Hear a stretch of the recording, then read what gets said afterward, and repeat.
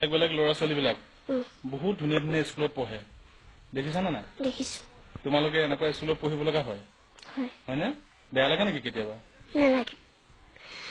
মায়ে কয় যে সৰু স্কুলত পঢ়িয়ে ডাঙৰ মানুহ হয়। হয় নেকি? আৰু যিবোৰ মানে ধনী তেওঁলোকে মানে অকমান বেছি লেবেল দেখায়তো, মানে অকমান মানে পঢ়াৰ প্ৰতি অকমান হেৰি দেখায়তো, তেওঁলোকে মানে প্ৰতিভাবোৰ বেছি বাঢ়ি যায় আৰু তেওঁলোকে পিছত পাৰিম বুলি নোৱাৰা হৈ যায়। মানে এইখন স্কুলত পঢ়িও তুমি ডাঙৰ মানুহ হ'ব পাৰিবা? পাৰিম। নিশ্চয় বিশ্বাস আছে। আৰু ফেন নাই স্কুলত, গৰম দিনত তোমালোকৰ আমনি লাগে নেকি? নালাগে। এনেকে পঢ়িছা? এইফালে বতাহ আহি থাকেতো। বতাহ আহি থাকে। টিভি চোৱা নে কেতিয়াবা? টিভি চাওঁ কেতিয়াবা। শিক্ষামন্ত্ৰী কোন জানা? শিক্ষামন্ত্ৰী হিমন্ত বিশ্ব শৰ্মা ন?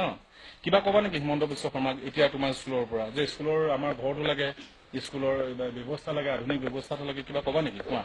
শুনিব, তুমি ক'লে শুনি যাব এতিয়া। আচলতে আমাৰ স্কুলখন ভালদৰে বনাবলৈ অকমান হেৰি দিব লাগে, ব্যৱস্থা দিব লাগে, আৰু আমাৰ স্কুলখন পৰিপাটি কৰিব লাগে। ছাৰহঁতে ভালকে পঢ়ায়?